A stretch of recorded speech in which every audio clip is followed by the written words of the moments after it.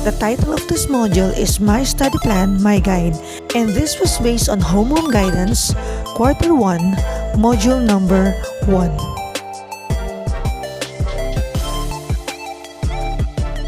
This is from DepEd, Homeroom Guidance, Quarter 1, Module 1, My Study Plan, My Guide. Credits to the writer, editor, illustrator, and layout artist of this module.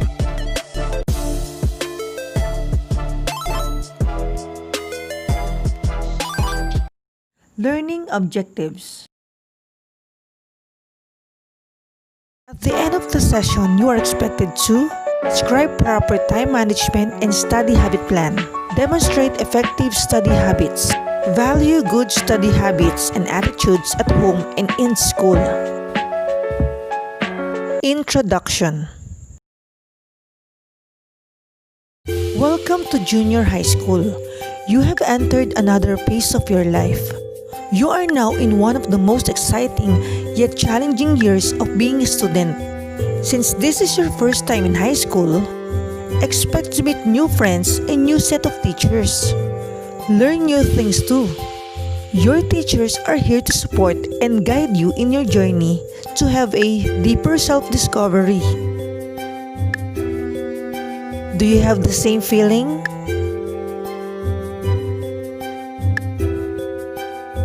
The transition from elementary to high school entails a lot of adjustment. Hence, you need to do mindful on the difference between the two. As you reach this far, there is a need to modify how you manage yourself and habits to pass this grade level. We hope that this module helps you to have a smooth transition from grade school to high school, most especially in your academic task or schoolwork. Are you ready for junior high school?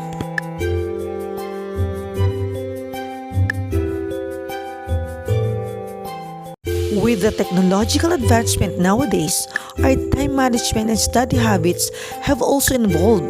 Internet has become a good friend of most of the learners who are searching to understand their assignment or even the class lesson. Module 1, My Study Plan, My Guide 6, without the aid of physical books. Some libraries now offer online learning resources which are very useful for a learner like you. Are you a book lover? Or are you an online surfer?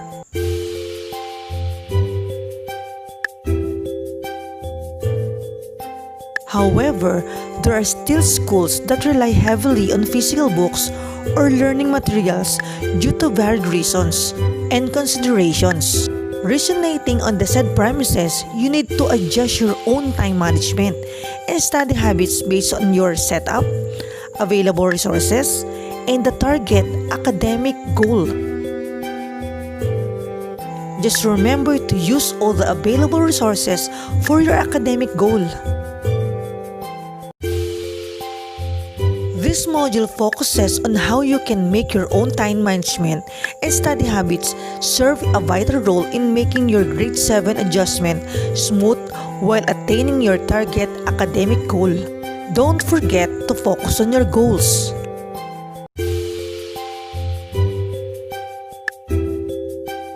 The activities will bring you the opportunities to see how relevant your current study habits are and the things that you need to change or even improve. Enjoy and discover the beauty of learning. Ready, set, school! Are you ready for junior high school?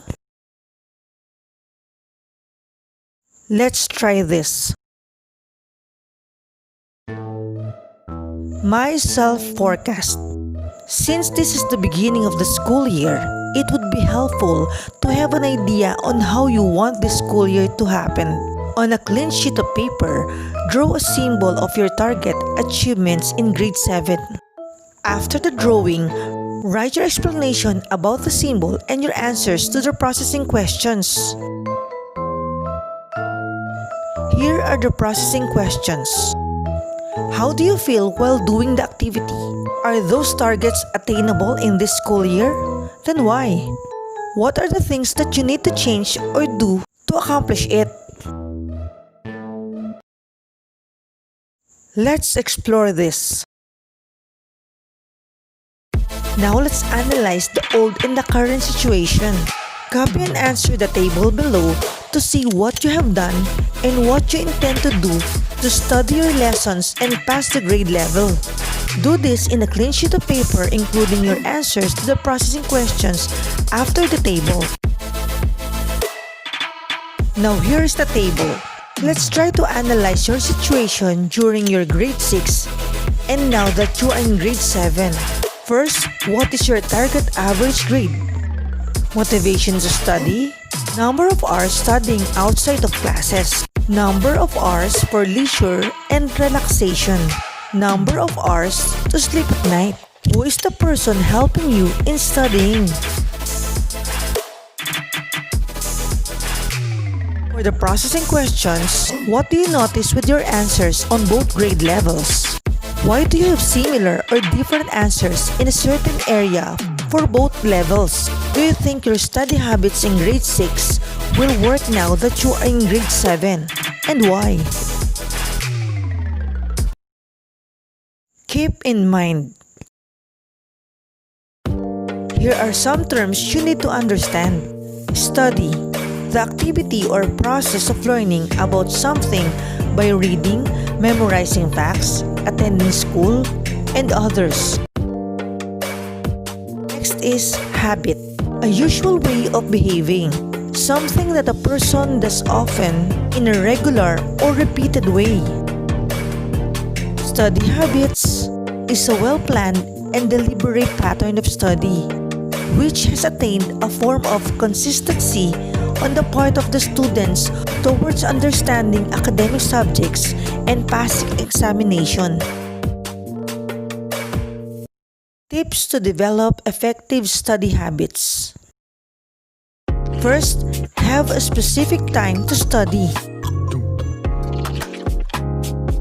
A routine helps you to develop mental preparedness. It will also condition yourself to do the schoolwork. Be particular on the exact time of your classes and set the time for you to do the self-learning modules. Whatever learning modality you're using, consistency with the time matters. Number 2, follow your plan.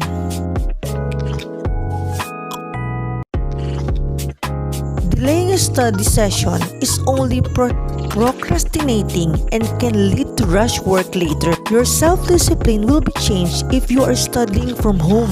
That's why your plan will direct you on how you will manage your time, not only for schoolwork but for other responsibilities you have at home. Do the difficult assignment first when mental energies are working very well. You know better when your mind is very responsive and when you're having a hard time to process things. However, you also need to consider the deadlines and other aspects that have to be accounted for. Number 4, ask for help when needed. In the absence of physical teacher, you may need to ask the nearest adults at home to help you understand the lesson. If possible, you may communicate with your teacher to unlock your difficulties. Number 5, take a short breaks. Sitting for a long period of time requires a break. You may use the time to do the body stretching, relax your eyes and muscles, or eat your snacks or meal. Number 6, maintain a positive attitude even with difficult subject. Having a negative attitude toward a hard subject will not make it easier for you. Therefore, instead of focusing on the negative side, exert your effort on different ways to understand it. This will redirect your actions in helping yourself rather than magnifying your unhelpful attitude toward the subject. Number 7, attend classes regularly. Classes are conducted because they follow certain sequence and arrangement of the lesson and activities. Therefore, being in a class on a daily basis will help yourself to complete the task expected to a student like you. Number 8. Practice concentration and focus. Remove all possible distraction around you if possible. If you are studying in a limited place where noise and other interruptions are beyond your control, find a safe place, quiet and comfortable place where you can have a 100% attention on your studies. For number 9, write your assignments on a notebook. It pays to be organized with your things, most especially with your studies. If you have 8 subjects, definitely each will have an assignment. For you to avoid from missing and forgetting to do your homework, you need to be very keen on writing down the details for your assignment regularly. Otherwise, no one will do it for you. Number 10. Keep your supplies in your study place. Before starting your study session, be sure to prepare and arrange the little things in your area. Practicing this will help you to have a smooth and hassle-free time. Why is it important to plan your study session?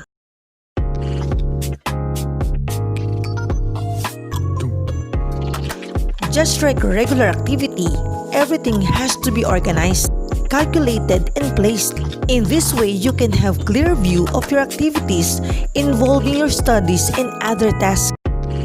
You can feel the sense of direction on what you do daily.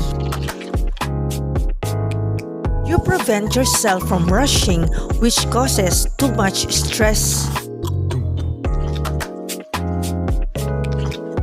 You can develop a sense of self-discipline to follow your own schedule, which promotes concentration on what you're currently doing.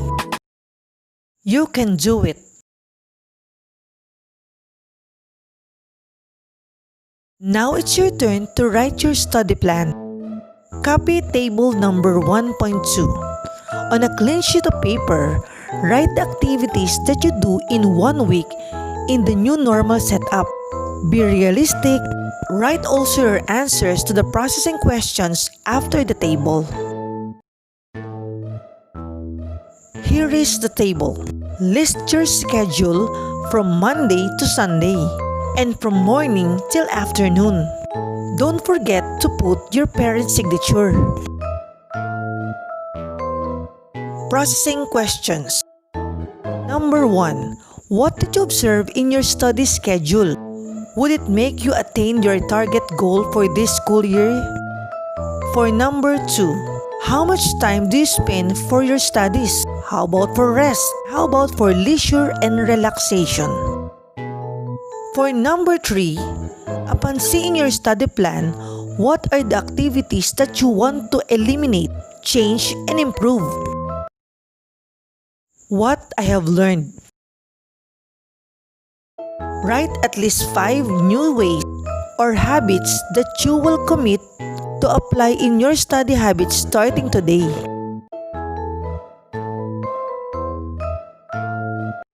Share your thoughts and feelings. Make a letter to yourself motivating you to pursue your target goal for this school year. Include things that remind you of your big dreams and future plans in life. Try to reflect on this simple quotation. If the plan doesn't work, change the plan, but not the goal. Thanks for watching. I like to party!